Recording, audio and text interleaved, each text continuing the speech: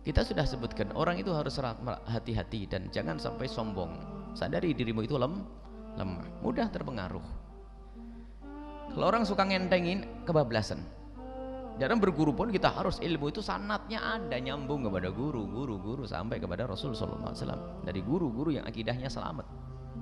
Jangan ngentengin.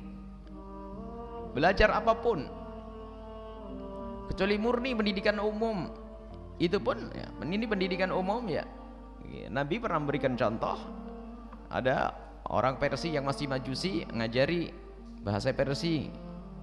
Nabi juga pernah minta ilmu yang sifatnya ilmu umum kepada orang kafir untuk mengajari bagi orang-orang yang hidup di kalangan kaum muslimin sementara mereka ingin bergabung, maka mereka tetap dianggap sebagai warga kaum muslimin, tapi syaratnya harus mengajari bahasa ini. Ada pada zaman Nabi sallallahu alaihi wasallam. Tapi kalau sudah urusan agama, ini sangat beda kisahnya. Al-Qur'an, dan cukup Al-Qur'an, kadang ada pendidikan yang lainnya. Intinya jangan sampai kita itu merasa aman akan kepleset loh kalau orang tidak hati-hati. Ya kayak tadi orang mendengar stasiun radio yang sesaat yang membawa kebatilan akidah, kesesatan akidah. Lah kalau dia masih dengar saja, lihat, tunggu waktunya.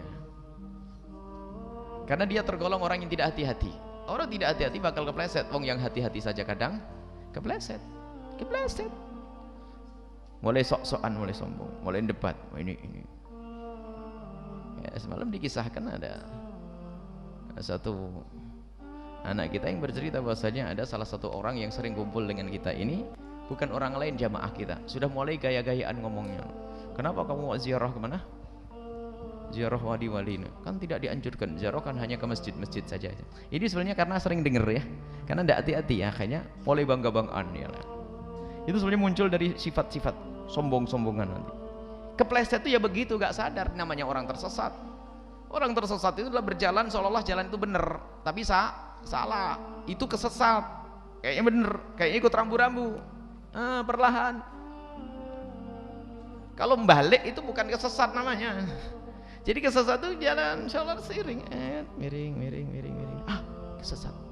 Dan gak sadar. Maka jangan ngentengin. Belajar Al-Quran, belajar apapun.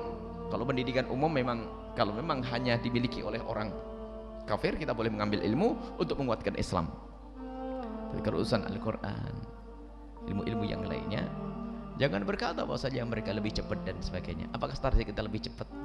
Apa target kita diterima oleh Allah? Kalau targetnya cepat, metode macam-macam. Cepatnya orang menghafal, tidak jaminan orang itu selamat nanti. Tugasmu adalah belajar. Kapan Allah beri ilmu, itulah yang itu jatahmu.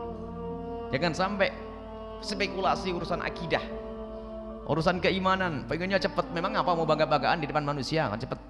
Kan tidak. Sudahlah, yang penting selamat akidahku dan sebagainya. Kalau kita mau mengambil metodenya sih boleh. Metodenya seperti apa untuk kita terapkan di kita. Tapi kita harus kuat, sadar bahwasanya itu kesesatan dan sebagainya. Saya akan ambil metodenya dan tidak boleh selamanya saya target. Saya akan ambil metode orang kafir sekalipun, saya ambil metodenya untuk pendidikan apa akan saya bawa ke dalam rumah saya sendiri. Tapi kalau sudah ngentengin, jangan ngentengin. Satu. Kedua, syiarnya orang yang sesat membahayakan. Kalau ada kelompok sesat, Anda ikut bergabung di situ, hanya hujahnya, oh sekolahnya itu masya Allah, anak-anaknya cepat, idep, baca Al-Quran cepat, akhirnya kita masukkan di situ. Apakah Anda sadar ini syiar mereka? Dan lihat di tempat yang akidahnya sesat, siapa yang sekolah di situ? Orang-orang kita semuanya. Ada kelompok akidah yang sesat, dikit-dikit dikatakan kafir, sesat. Ternyata berjajar mobil-mobil mewah itu adalah orang-orang kita. Lihat syiarnya siapa itu? Syiarnya orang sesat. Lihat siapa yang mengagungkan syiar. Ente mengagungkan syiar, digolongkan dengan mereka nanti. Jadi jangan main-main urusan begini ini. Biasanya hawa nafsu, tren, gaya. Jadi itulah namanya. Yang kedua adalah syiarnya orang fasik, syiarnya orang ahli bid'ah. Itu engkau besarkan, maka engkau akan digolongkan dengan ahli bid'ah itu sendiri. Maka jangan ikut-ikut. Ini harus ada prinsip dalam urusan-urusan semacam ini. Kelihatannya yang penting kan saya ngambil ilmunya saja. Tidak sadar bahasanya ada panjang. Syiar. Dan mungkin Anda waspada dan cermat, akan tapi orang lain yang ikut Anda tidak waspada, tidak cermat. Apalagi Anda seorang tokoh, orang yang dikedepankan di masyarakat, akhirnya Anda ngikut, orang lain pada ngikut. Sementara Anda maksudnya untuk pengen tahu, untuk diterapkan orang lain pun kesesat, ngikut, kesesat.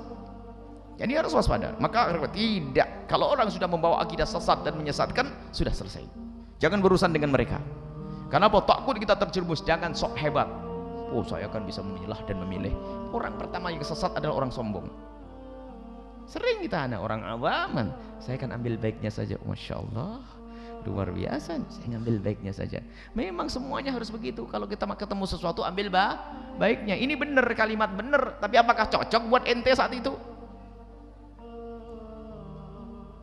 Yang pagi merah, sore sudah hijau, gampang terpengaruh. Toto aja dengan kesombongannya. Yang penting, oh enggak, tutup. Haram hukumnya kita mendengar stasiun radio yang membawa kemungkaran. Jangan main-main, hati-hati. Dan ini kita sampaikan justru demi keselamatan akidah kita. Baik.